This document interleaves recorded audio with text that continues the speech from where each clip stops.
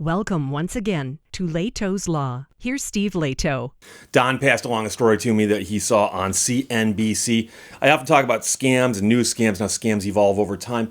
We've all heard about those credit card skimmers or debit card skimmers.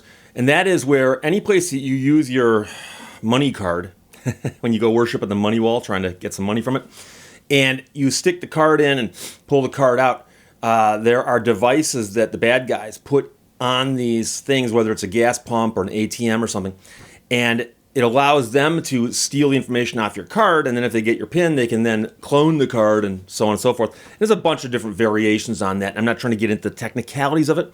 I do know somebody who used a gas pump with a debit card along the turnpike in Florida, and within hours of that happening, somebody walked into the mall in Boca Raton and was charging tons of stuff using a cloned card.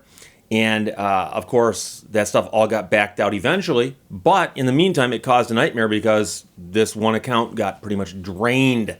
And it's simply because somebody was doing this. So I always advise people, if you're using a pump that has a credit card thing built into it, look at it carefully, make sure it looks okay, and try to use the pumps that are inside best view of the cashier, because they often do these things on the outsides where the cashiers couldn't see them. But that won't necessarily mean you never get ripped off, but that was one of the things you can do to help avoid it. Now, one thing that the FBI is warning of, the story is by Rahel Solomon on CNBC. FBI warns of new online threat to personal credit card information.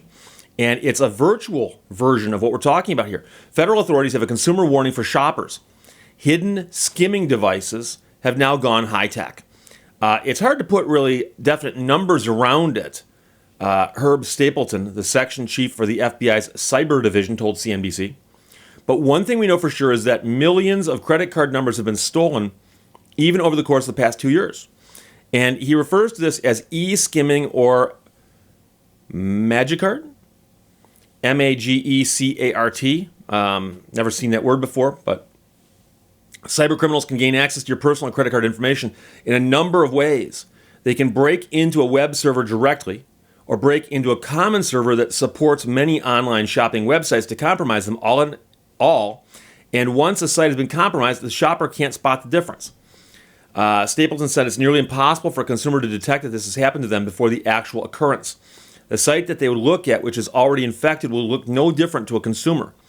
Randy Pargman is the senior director for threat hunting and counterintelligence at Binary Defense. That's a cybersecurity company out of Ohio that monitors companies' computers for signs of attacks. The company won't disclose its clients, but says that many of them are in the retail sector. Victims of e-skimming, another name for it, include Macy's, Puma's Australian website, Ticketmaster's United Kingdom website, and British Airways. Companies did not respond to requests for comment. But Pargman says any retailer that has a significant online presence that accepts online orders is definitely concerned about e-skimming. For consumers, there are several things you can do to protect yourself when shopping online.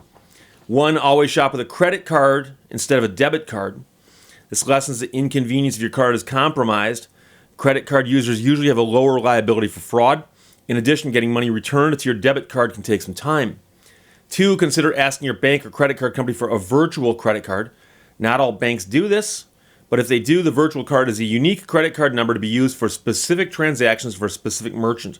If this number is compromised, other charges would be declined. Three, monitor your cards for any unusual activity and report right away if you spot anything. While the FBI Stapleton said e-skimming has been on its radar for nearly 7 years, he said the crimes are growing because cyber criminals are sharing the malware online and becoming more sophisticated. If we put up a wall, they build a ladder or a tunnel or a way to go around it. So this is one of those things, and you have to be vigilant and do what you can to be as careful as you can at the beginning. That is, as you conduct business, be as careful as you can. But you should also watch behind you, figuratively speaking. And so, for instance, I can tell you, I've got a couple bank accounts. I have a couple credit cards, and I have them bookmarked on one of my computers. And on a daily basis, I glance at those accounts. Just all you got to do is open it up, look, open it up, look, open it up, look. And I just look to see what the most recent activity is and see if everything makes sense. And if something weird happened, I'd spot it very quickly. Now, I've been lucky. Nothing weird has happened with my stuff.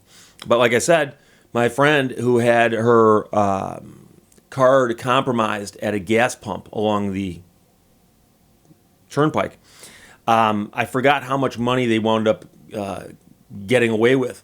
And she got the entire thing unwound. I mean, she eventually got everything back. It cost her nothing except for the hassle. And here's the thing. I know that many people who watch my videos are akin. That is that they feel the same way I do about a lot of this stuff. I assume it's one of the reasons you watch my videos. And on the one hand, if somebody steals your information and then goes and steals a bunch of stuff with that information and it costs you money, that'll upset you. That'll upset you. Someone just stole money from you. But even if the money gets returned to you, it's still upsetting for two reasons. One of which is it completely inconveniences you. You're the one who's got to go and make a bunch of phone calls and sign a bunch of stuff, maybe send some letters, do things like that. It's a pain. You shouldn't have to do that. So some bad person is making you do that. And the second thing, and this is something I think that a lot of people don't talk about, but it's true. It's very annoying that someone just stole a bunch of stuff and got away with it. That's annoying to me. So it's upsetting on a couple levels. But like I said, be very, very careful when you're doing business online. I'm always careful when I'm looking at buying something through a vendor that I've never dealt with before. I've mentioned before, and this is not a plug for them. I don't own stock in them or anything, but I've mentioned before, I buy a lot of stuff off of Amazon. But it's because of the ease with which you can do that. And in fact, I bought something off Amazon yesterday. But I've been doing it for so long, trouble-free, that this is actually one of the things that I think about is go, could I go shop someplace else and find something cheaper? Maybe. But now do I set up an account and have it store my card or not store my card? Or is it secure even if I send it one time but say don't store it? We've all heard the stories about these people who say that they said don't store the card number. And then later on they got a note saying, oh, we had a hack and they got your information. Well, how'd they get my information if you didn't store the number?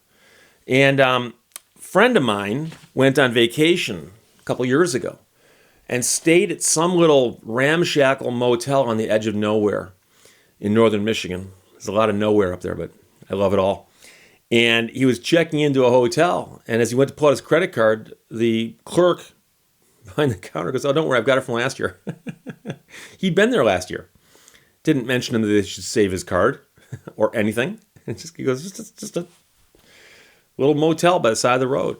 And they kept his information on file for his convenience without telling him. So you got to remember, it's not just the physical possession of the card that does it for you. The numbers on the card, of course, are very valuable. People can misuse them. And that's, like I said, be vigilant. Understand these things can happen. They can even happen online now. And like I said before, you can't be too careful. Check your accounts. Check them often. I've had people tell me that they caught something early and they go, it could have gotten a lot worse. So it's easier to stomp out the fire when it's still just a little flame. There you go. So thank you for the story. Like I said, it was passed along to me by Don from CNBC. Questions, comments, put them below. Otherwise, talk to you later. Bye-bye. Thank you for watching Lehto's Law. If you have any dinner rolls, fling them now.